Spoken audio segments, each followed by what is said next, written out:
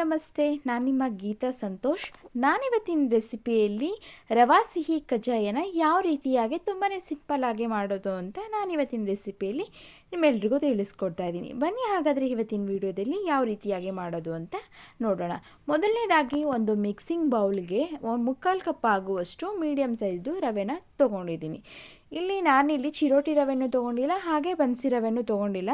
Medium ಸೈಜ್ದು ರವೆನ 1/4 cup ಆಗುವಷ್ಟು ರವೆನ ತೊಗೊಂಡಿದ್ದೀವಿ. ನಾವು ಯಾವ ಕಪ್ಪಲ್ಲಿ ರವೆನ ತೊಗೊಂಡ್ವಿ ಅದೇ ಕಪ್ಪಲ್ಲಿ ಸಕ್ಕರೆನೂ ಸಹ ಸೇರಿಸ್ಕೊತಾ ಇದ್ದೀನಿ. ಹಾಗೆ 1 ಸ್ಪೂನ್ ಆಗುವಷ್ಟು ಬಿಳಿ ಎಳ್ಳನ್ನು ಸಹ ಸೇರಿಸ್ಕೊತಾ ಇದ್ದೀನಿ. ಹಾಗೆ ಒಂದೇ ಒಂದು ಚಿಟಿಕೆ ಆಗುವಷ್ಟು ಪುಡಿ ಉಪ್ಪು ಇಷ್ಟನ್ನು ಸಹ ನಾವು ಸೇರಿಸಿ ನೀಟಾಗಿ ಚೆನ್ನಾಗಿ ಮಿಕ್ಸ್ ಮಾಡ್ಕೊಳ್ಳೋಣ. 1/4 ಕಪ್ ಆಗುವಷ್ಟು ರವೆ, 1/4 ಕಪ್ ಆಗುವಷ್ಟು ಸಕ್ಕರೆ, ಹಾಗೆ 1 ಸ್ಪೂನ್ ಆಗುವಷ್ಟು ಬಿಳಿ ಎಳ್ಳು, ಹಾಗೆ 1 ಚಿಟಿಕೆ ಆಗುವಷ್ಟು ಉಪ್ಪು ಇಷ್ಟನ್ನು ಸಹ ನಾವು ನೀಟಾಗಿ ಮಿಕ್ಸ್ ಮಾಡಿಕೊಂಡು ಹಾಗೆ ಪಕ್ಕಕ್ಕೆ ಇಡೋಣ. ನೆಕ್ಸ್ಟು ಒಂದು ಪ್ಯಾನ್ನ ಬಿಸಿ ಆಗೋದಕ್ಕೆ ಇಟ್ಕೊಂಡು ನಾವು ಯಾವ ಕಪ್ಪಲ್ಲಿ ಸಕ್ಕರೆ ಮತ್ತು ರವೆನ ತೊಗೊಂಡ್ವಿ ಅದೇ ಕಪ್ಪಲ್ಲಿ ನಾವು 1/4 ಕಪ್ ಆಗುವಷ್ಟು ನೀರನ್ನ ಆ್ಯಡ್ ಮಾಡೋಣ.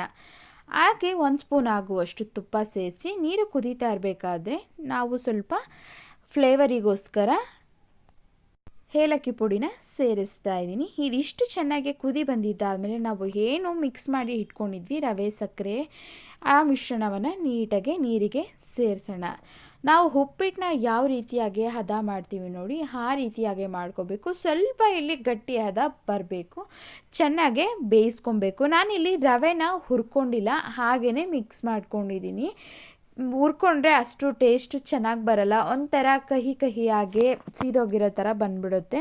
ಅದಕ್ಕೋಸ್ಕರ ನಾನು ಹುರಿದಿಲ್ಲ, ಹಾಗೇ ಸಹ ಬಿಸಿ ನೀರಿಗೆ ಹಾಕ್ಕೊಂಡು ಚೆನ್ನಾಗಿ ಲೋ ಫ್ಲೇಮಲ್ಲಿ ಇಟ್ಕೊಂಡು ನಿಧಾನವಾಗಿ 1 ಸ್ಪೂನ್ ತುಪ್ಪನ ಹಾಕ್ಕೊಂಡು ನೀಟಾಗಿ ಚೆನ್ನಾಗಿ ಮಿಕ್ಸ್ ಮಾಡ್ಕೊಳ್ಳೋಣ. ಇದು ಚೆನ್ನಾಗಿ ಬೇಯಬೇಕು ನೋಡಿ, ಈ ರೀತಿಯಾಗಿ ಬೆಂದು ತಳ ಬಿಟ್ಕೊಬೇಕು.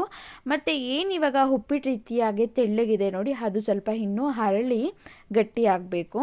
ರವೆ ಬೆಂದಾದಮೇಲೆ ಕೈಗೆ ಅಂಟಬಾರ್ದು, ಆ ರೀತಿಯಾಗಿ ನಾವು ಚೆನ್ನಾಗಿ ಬೇಯಿಸ್ಕೊಬೇಕು. ಲೋ ಫ್ಲೇಮಲ್ಲಿ ಇಟ್ಕೊಂಡು ನಿಧಾನವಾಗಿ ಬೇಯಿಸ್ಕೊಳ್ಳೋಣ. ಈ ರೀತಿಯಾಗಿ ಆದಮೇಲೆ ನಾವು ಸ್ಟವ್ನ ಆಫ್ ಮಾಡಿ ನೀಟಾಗಿ ಇದು ಕಂಪ್ಲೀಟಾಗಿ ನಾವಿವಾಗ ಒಂದು ತಟ್ಟೆನ ಮುಚ್ಚಿಬಿಟ್ಟು ತಣ್ಣಗಾಗೋಕ್ಕೆ ಬಿಡಬೇಕು. ಕಂಪ್ಲೀಟಾಗಿ ತಣ್ಣಗೆ ಆಗಬೇಕು, ಅಲ್ಲಿವರೆಗೂ ಬಿಡೋಣ. ನೆಕ್ಸ್ಟು ನೋಡಿ ನಾನಿವಾಗ 1/4 ಅವರ್ ಬಿಟ್ಟಿದ್ದೀನಿ ಅಂತಲೇ ಹೇಳ್ಬೋದು. 1/4 ಅವರ್ ಆದಮೇಲೆ ನಿಮಗೆ ನೋಡಿ ಓಪನ್ ಮಾಡಿ ತೋರಿಸ್ತಾ ಇದ್ದೀನಿ. ನೋಡಿ ಸ್ವಲ್ಪನೂ ಸಹ ಕೈಗೆ ಅಂಟ್ತಾ ಇಲ್ಲ, ಚೆನ್ನಾಗೆ ಬೆಂದು ರವೆ ಎಲ್ಲನೂ ನಾವು ಏನು ಬೇಯಿಸ್ಕೊಂಡಿದ್ವಿ ನೋಡು ಅದು ಚೆನ್ನಾಗೆ ಅರಳ್ಕೊಂಡಿದೆ. ರವೆ ರೀತಿಯಾಗಿ ಸಿಗಲ್ಲ. ಈ ರೀತಿಯಾಗಿ ಚೆನ್ನಾಗೆ ನಾವು ಈ ಹದ ನೋಡಿಕೊಂಡು ಚೆನ್ನಾಗೆ ಬೇಯಿಸ್ಕೋಬೇಕು. ಕರೆಕ್ಟಾಗಿ ನಾವು 1/4 ಕಪ್ ಆಗುವಷ್ಟು ರವೆಗೆ 1/4 ಕಪ್ ಆಗುವಷ್ಟು ನೀರನ್ನ ಸೇರಿಸ್ಕೊಂಡ್ರೆ ಈ ರೀತಿಯಾಗಿ ನಾವು ಕೈಗೆ ಅಂಟಲ್ಲ, ಚೆನ್ನಾಗಿ ಹದ ಕರೆಕ್ಟಾಗಿ ಬರುತ್ತೆ.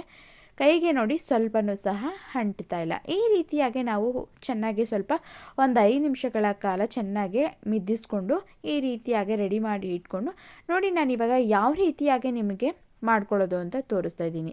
ನಿಮಗೆ ಯಾವ ಆಕಾರ ಬೇಕೋ, ಇಲ್ಲ ಅಂತಂದರೆ ಸ್ವಲ್ಪ ಹೊಡೆ ಸೈಜು ಚಿಕ್ಕದು ಹೊಡೆ ಬರುತ್ತಲ್ವ ಆ ರೀತಿಯಾಗೂ ಸಹ ಮಾಡ್ಕೋಬೋದು.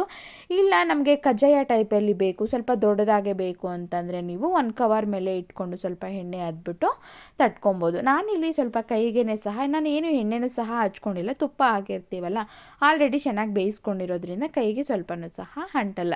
ನಾನು ಸ್ವಲ್ಪ ಮಕ್ಕಳಿಗೆ ಇಷ್ಟಪಟ್ಟು ತಿಂತಾರೆ ಅಂತ ಸ್ವಲ್ಪ ಪುಟಾಣಿಯಾಗೆ ಹೊಡೆ ರೀತಿಯಾಗಿ ಮಾಡ್ಕೊಂಡಿದ್ದೀನಿ.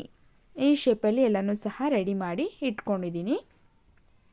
ಮಕ್ಕಳು ತುಂಬಾ ಇಷ್ಟಪಟ್ಟು ತಿಂತಾರೆ. ಇದೊಂಥರ ಸ್ವೀಟ್ ರೆಸಿಪಿ ಅಲ್ವಾ, ಸ್ವಲ್ಪ ಕಜ್ಜಾಯ ಟೇಸ್ಟೇ ಬರುತ್ತೆ. ನೆಕ್ಸ್ಟು ನಾನು ಇವಾಗ ಎಣ್ಣೆನ ಕಾಯೋದಕ್ಕೆ ಇಟ್ಕೊಂಡು ಮೀಡಿಯಮ್ ಫ್ಲೇಮಲ್ಲಿ ಇಟ್ಕೊಂಡು ಬೇಯಿಸ್ಕೋಬೇಕು. ಜಾಸ್ತಿ ಹೈ ಫ್ಲೇಮಲ್ಲಿ ಇಟ್ಕೊಳ್ಳೋದಕ್ಕೆ ಹೋಗಬೇಡಿ, ಬೇಗನೆ ಸೀದೋಗ್ಬಿಡುತ್ತೆ. ರವೆ ಆಗಿರೋದ್ರಿಂದ ಸ್ವಲ್ಪ ನಾವು ಚೆನ್ನಾಗಿ ಬೇಯಿಸ್ಕೊಂಡಿರ್ತೀವಿ, ಆದರೂ ಇನ್ನು ಸ್ವಲ್ಪ ಒಳಗಡೆ ಎಲ್ಲನೂ ಹಸಿ ಹಾಗೆ ಇರುತ್ತೆ. ಅದಕ್ಕೋಸ್ಕರ ನಾವಿಲ್ಲಿ ಸ್ವಲ್ಪ ಲೋ ಫ್ಲೇಮಲ್ಲಿ ಇಟ್ಕೊಂಡು ನಿಧಾನವಾಗಿ ಮೇಲೆ ಕೆಳಗಡೆ ತಿರುಗಿಸ್ಕೊತಾ ಬೇಯಿಸ್ಕೊಬೇಕು. ಅದು ಸ್ವಲ್ಪ ಗೋಲ್ಡನ್ ಬ್ರೌನ್ ಬರಬೇಕು, ಅಲ್ಲಿವರೆಗೂ ನಾವು ಇವಾಗ ಚೆನ್ನಾಗಿ ಬೇಯಿಸ್ಕೊಳ್ಳೋಣ. ನೋಡಿ ಈ ಹದ ಕರೆಕ್ಟಾಗೆ ರೆಡಿಯಾಗಿದೆ. ಸ್ವಲ್ಪ ಉಬ್ಬಿರುತ್ತೆ. ನಾವಿವಾಗ ಅದನ್ನು ಏನು ಮಾಡಬೇಕಪ್ಪ ಅಂತಂದರೆ ಎಣ್ಣೆಯಿಂದ ತೆಗೆದಿದ ತಕ್ಷಣ ನಾವು ಒಂದು ಬಟ್ಲು ಅಥವಾ ಏನಾದರೂ ಪ್ರೆಸ್ ಮಾಡೋ ಅಂಥದ್ದನ್ನ ತೊಗೊಂಡು ನೀಟಾಗಿ ನಾವು ಅಲ್ಲೇ ಸಹ ಪ್ರೆಸ್ ಮಾಡಿಬಿಡ್ಬೇಕು. ಅದರಲ್ಲಿ ಸ್ವಲ್ಪ ಎಣ್ಣೆ ಅಂಶ ಇರೋದ್ರಿಂದ ಅಲ್ಲೇ ಸಹ ನಾವು ಪ್ರೆಸ್ ಮಾಡಿಬಿಟ್ರೆ ಎಣ್ಣೆ ಎಲ್ಲನೂ ಆಚೆ ಬಂದುಬಿಡುತ್ತೆ. ನೆಕ್ಸ್ಟು ಅದೇ ರೀತಿಯಾಗಿ ಮತ್ತೆ ನಾನು ಸೇರಿಸ್ಕೊತಾ ಇದ್ದೀನಿ. ಈ ರೀತಿಯಾಗಿ ಎಣ್ಣೆಗೆ ಸೇರಿಸ್ಕೊಂಡು ನಿಧಾನವಾಗಿ ಮೇಲೆ ಕೆಳಗಡೆ ಬೇಯಿಸ್ಕೊಳ್ಳೋಣ. ರವಾ ಸಿಹಿ ತಿಂಡಿ ಸೂಪರ್ ಟೇಸ್ಟಿಯಾಗಿ ರೆಡಿ ಆಗ್ತಿದೆ. ಫ್ಲೇವರು ಅಷ್ಟೇ ತುಂಬಾ ಚೆನ್ನಾಗಿ ಬರ್ತಿದೆ. ಸ್ವಲ್ಪ ಟೇಸ್ಟ್ ಏನಪ್ಪ ಅಂತಂದರೆ ಕಜ್ಜಾಯ ರೀತಿಯಾಗೇ ಇದೆ.